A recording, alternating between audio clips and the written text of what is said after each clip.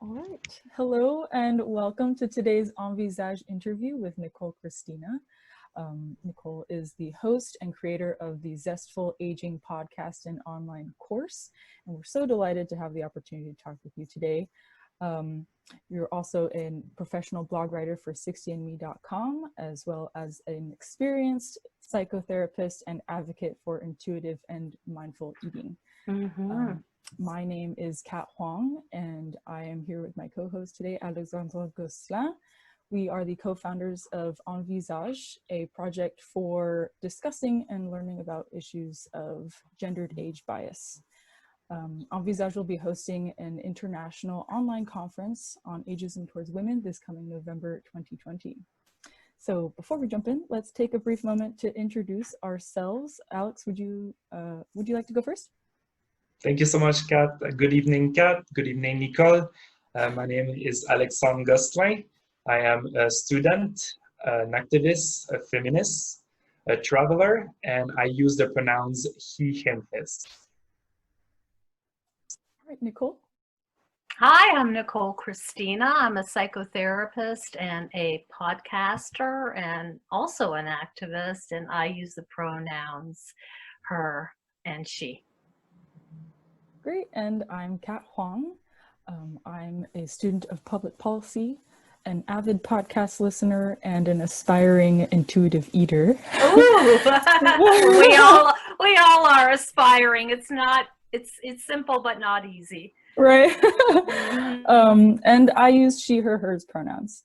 Envisâge is all about, identifying and dismantling ageism in our communities and our daily lives.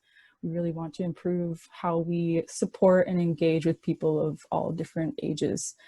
So we usually like to start off by inviting our guests to define what ageism is. So Nicole, where do you see ageism in your own community or in society as a whole? And what do you view ageism Well, I'm going to borrow a quote from an activist, Ashton Applewhite, who did a remarkable TED Talk on ageism. And she defines ageism as discrimination towards our future selves, which I really love because it sort of brings it back full circle. And really what we see are assumptions that older women have little to offer, and they're past their childbearing years, and perhaps they're finished with their career and raising a family, and so really, what's left for them.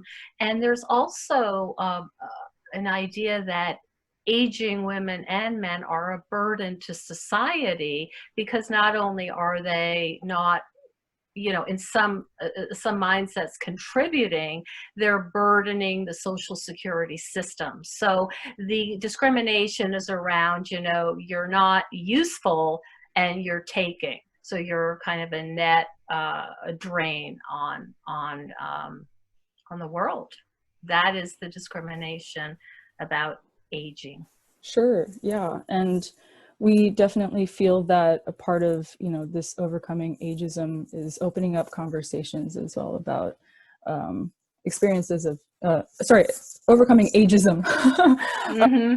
Conversations about experiences of aging and the support and resources that are available and accessible to people of all ages.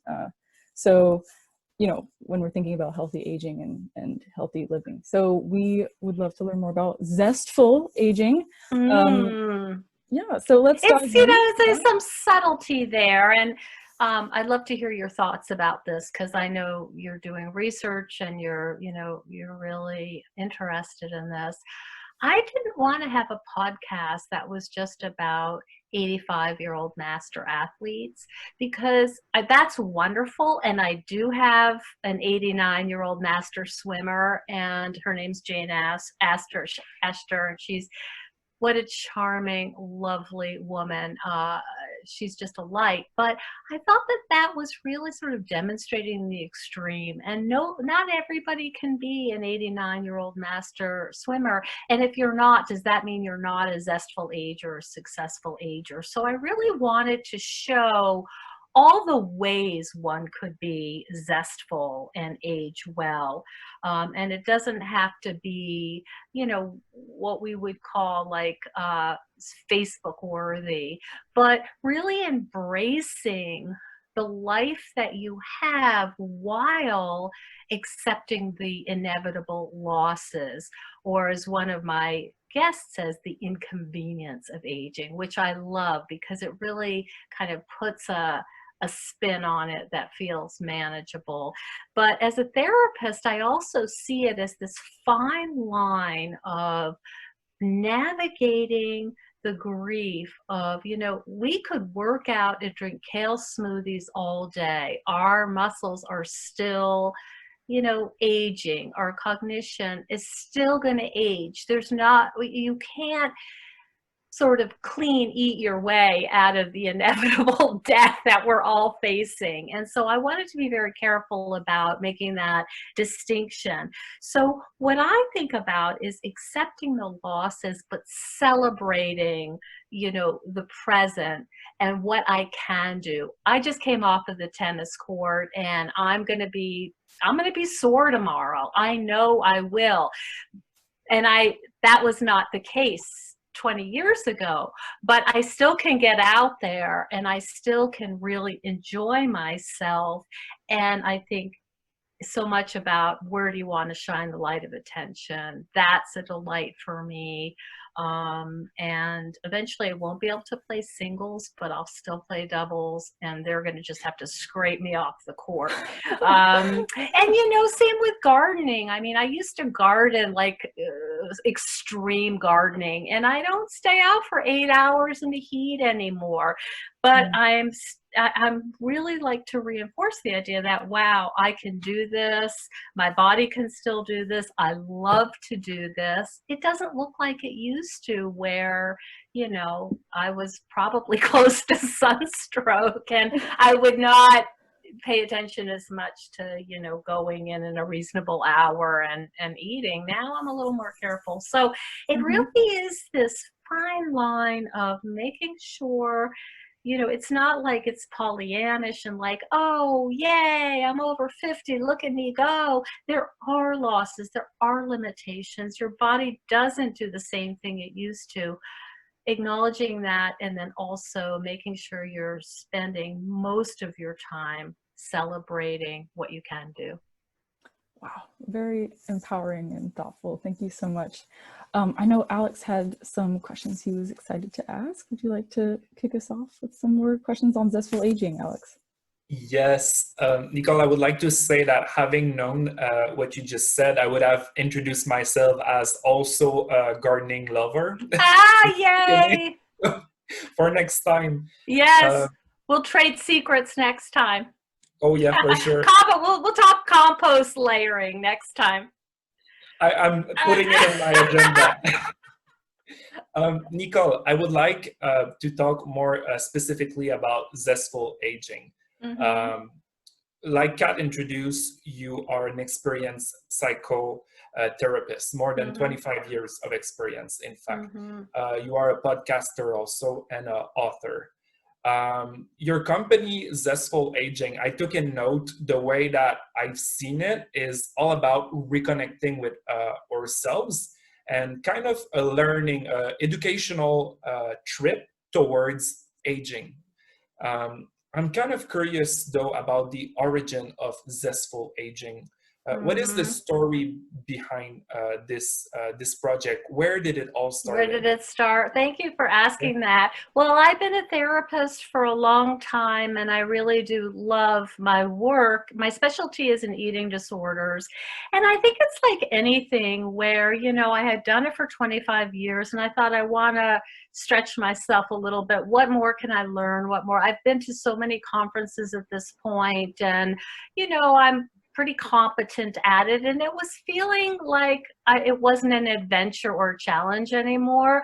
So I decided to develop an online course because I found that many of my clients also are aging and talking about empty nest or caring for their aging parents. And I thought, you know, there's something here. So I did a lot of reading, studying, conferences about aging, and I thought this would be helpful. So I did an online course, and I decided that because I have people that I've worked with, I wanted to interview them as a bonus for the course. For mindful eating, also I have a dietitian that works for Syracuse University, and she's a friend of mine. So I said, let me interview her. And then I was interviewing a friend of mine who's a tennis player who has rheumatoid arthritis, who is 60, and I wanted to get her take on what's your resilience about, how are you aging, because I knew she was very positive.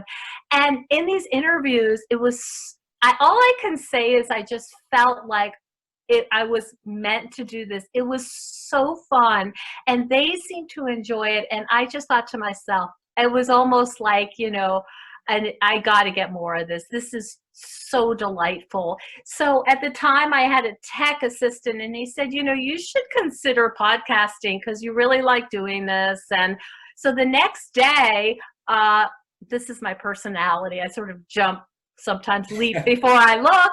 I knew a fly fisher woman who also did a lot of work with breast cancer survivors, teaching them how to fly fish on these beautiful streams. I didn't really know much about the tech. I called her and I said, Vicki, can I come over and interview her? So I just brought my little laptop, and it was a very fortunate way to start because there's not that many women fly fisher women, and she tells a beautiful story about being on the streams, being in nature, always returning the fish to its home, and also teaching women who were in recovery for breast cancer this skill and how healing it was. And that was my first podcast. I'm sort of getting chills now talking about it. And I don't know, this is probably, you're not supposed to say this, but then I just thought, I'm going to just, who are the people I really want? You know, like who's my Beyonce? And my Beyonce was Jean Kilbourne, who is a woman who did documentaries on, she was the first scholar to look at the connection between eating disorders and advertising. She was very important in my graduate school and in my learning. I saw her speak, and I just, you know, it was one of those things where I could never unsee what she taught me. And I thought, what the heck? I'm reaching out to her. She said she would be on my podcast, and I literally was a little bit shaking, and I wrote a blog about it, and I said, Jean Kilbourne may not be Beyonce for you, but she is Beyonce for me. And so then, of course, as you know, because you're doing the same thing, of course, then I say, who can I interview? And then it just kept growing. And now all of a sudden, you know, my podcasters, they all have TED Talks, or, you know, I interviewed some people that I just wanted to share a particularly meaningful, and you know, when these people agreed for me, it was like I can't get any higher in terms of podcasting. My friend said to me, listen, CNN just did an interview of 2 women over 50 in the Arctic, and they have no electricity and they have no running water. They're living in a hut, 250 square, I mean, like a little teeny little garage for 9 months in the Arctic doing global warming. They can't get back because of COVID. So they're up there stuck doing global warming. One is a grandmother. I said, this is my dream come true, but I did not think that they would agree. I had to prove to them that I was worthy. The place is called, the women are Hearts in the Ice. One is Norwegian, one is Canadian. I spoke to them via satellite because there's no internet. And I talked to them about you know, what they saw. And outside they saw a reindeer, and then the dog, they have a dog, and then all of the mountains, and then they have Arctic fox.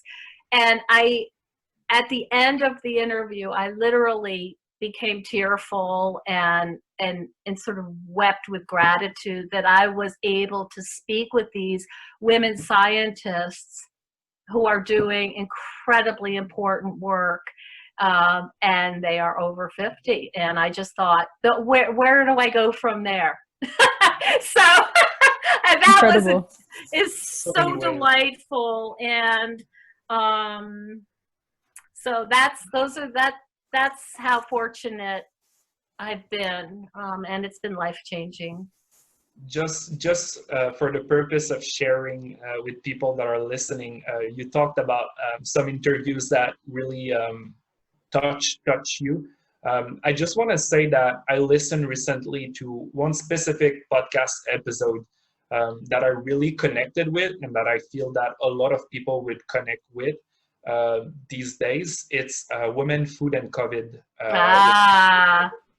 Yeah. Lovely. Annie is such a lovely, she's a Toronto dietitian, and I found her, you know, and sometimes what happens, and you probably have had this experience, we turn the mic off because I respect her time. I had one person, we spoke for an hour and a half after, you know, and then these people, I have dear connections, and it's helped me get through the horror of being an American citizen, frankly, right now, which we wake up every day and it gets worse and worse and worse. This has allowed me to have hope and optimism because I am meeting these women that are doing such phenomenal work and are so resilient. And as we know, when you get to be an adult, life has kicked you around unless you're super fortunate. And I've had women come back from all kinds of challenges, and then have gone on to create some really beautiful legacies, like Hearts in the Ice. So and I would like maybe just to go back a bit to where we started with this online course, right? Which is all about eating disorders, but also specifically about mindful eating, right? There's two. There's a mindful eating course. I might have been a little confusing. And then there's a Zestful Aging course. So they're two separate things. But the mindful eat is called the wisdom of mindful eating. I interviewed actually twice Evelyn Tribole, who is the queen of intuitive eating, and wrote that book with her co-author Elise Resch in 1996. It just got revised 4 weeks ago. I had her on the show. If anybody wants to go on intuitive eating, they will learn a lot. So maybe just for people who are listening, what is exactly intuitive eating in the description? And because Kat and I are focusing on ageism, maybe we are curious about the relationship between intuitive eating, gender, and also age. Is it something that will affect more drastically women as they grow older? Well, let me answer that question by giving you a statistic, and that is, at least in the United States, we have a eating disorder facility called Renfrew. It's sort of like the standard, it's the sort of the BMW of eating treatment program. Of course, they keep opening new ones. They are seeing that women over the age of 45 are coming in record numbers. And what we're thinking, and what the research shows us, is that as a woman, now I have an empty nest. I used to be a professional mother. I used to have a career that's winding down. I may be in sort of a gray divorce process, looking at my partner saying, well, we raised our kids together. Now you just want to watch the History Channel, and I want to go on a hot air balloon ride, and you don't want to come with me. Not sure this is going to continue. So we have women, and of course there's this, as you well know, this myth of like agelessness. If I go to the gym enough, if I eat clean and have green juices and the cleanses, I can look young forever. It's very tempting. So what we see is women have sort of lost their way because they have been helpers and to perhaps their partner's career, certainly their children, in their own career. And now they've sort of lost, I say like they got a pink slip. All of a sudden their kids may be in college. Now it's a little different with COVID. Everything is upside down, but it's like, okay, what am I here for now? What's my primary function? Oh, well, I'm going to start being really healthy. Be careful of that word. And so I'm going to start running marathons. We have so many people now running marathons. They have to close the registration because there's so many marathoners now. I'm going to go to the gym. This is pre-COVID, or I'm going to walk. And everyone says, oh my gosh, you look so wonderful. And it's very reinforcing. So that becomes sort of the primary focus is, am I eating clean? I still don't understand what that means because, of course, all vegetables come from the ground, as we know as gardeners. And, you know, it just becomes kind of an obsession, and it's such an elegant solution. Of course, it has terrible consequences, but it simplifies one's life. So when there's a lot going on, there's a lot of change, major transition, sometimes women will fall into this trap of getting healthy, and then the diet, of course, becomes the boss, and you are no longer in charge. And then if you don't run, if you don't do your whatever exercise, or you eat a cookie, then we got big problems. So I think what we're seeing is two things. One, if women had already flirted with eating disorders as an adolescent and then it resolved, it starts creeping back because it's a great way to simplify one's life. Or it can develop, when we're launching our kids, because now we're looking for something to fill that space. So, of course, I have so many questions. 175 and more podcasts later and interviews, right? I think right now 179 around this. This, yeah. But I think we're running a bit out of time. So maybe, Kat, you would like to say something? Sure, yeah. So our time is drawing to a close today. So I would like to return to our theme of overcoming ageism before we finish. So we've really been inspired by all of your work, and especially how inclusion oriented it is. For example, in your support of the Healthy at Every Size movement. Ah, you know about HACE? You know about the whole philosophy and Linda Bacon? Yeah, it's beautiful. It's so beautiful. And what I love is it's based on science. It's so well done. Her last book, Body Respect, is one that is, I think, a must read for everybody. Absolutely, yeah. And so thinking about inclusion, it's definitely a huge part of all of this, of any, combating any kind of bias or discrimination. We want to make sure we're thinking about all different types of people and different aspects of their identity. So in closing, how do you envisage or envisage, so to speak, an age-inclusive future looking like? And then how do you view zestful aging in this context of building an age-inclusive world? Yeah, I think that I'm really trying to challenge these ageist views that, first I started only interviewing women, but some of the men were so compelling. I said, okay, I guess I give you a waiver because you're so wonderful. I think it's just really illustrating by way of example, and these incredible guests that I've been so fortunate to have on, that they're talking about this idea of living to the very end. You're probably familiar with the idea of healthy, this one, and dead, the compression of mortality, that they are really illustrating how they are full contributors and that they are full participants in society, and that these ageist views are outmoded and they don't make any sense. And so I'm just trying to present these examples of, look what you have to look forward to.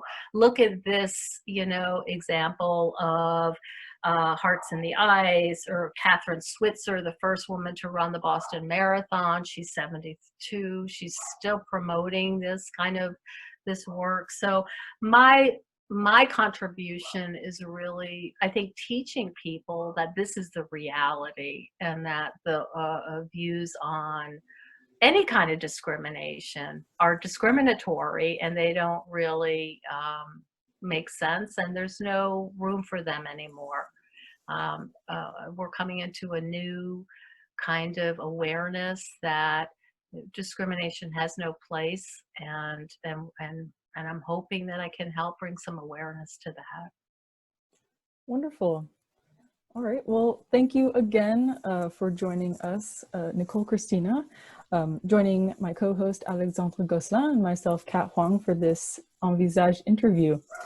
Be sure to check out Nicole Christina's website, www.nicolecristina.com. Actually, Zestful Aging is a little bit more going on there. The Nicole Christina is sort of my clinic page, and it's not been updated because I have enough clients. So I really got more juicy stuff on Zestful Aging, and there's some stuff there that I think will be helpful for people. All right. Well, be sure to check out Zestful Aging. There's so many wonderful resources and just things to watch and listen to. So thank you for sharing again. And before we leave today, more Envisâge interviews will be coming up, so stay tuned. And to learn more about this project, check out our Facebook page at envisage.no.ageism, or head to our website, envisagenoageism.wixsite.com/official. And lastly, if you haven't already, RSVP to our Envisâge 2020 International Conference Facebook event. All right. Well, thank you so much again today. My pleasure. All right. Thanks. Take care, everyone.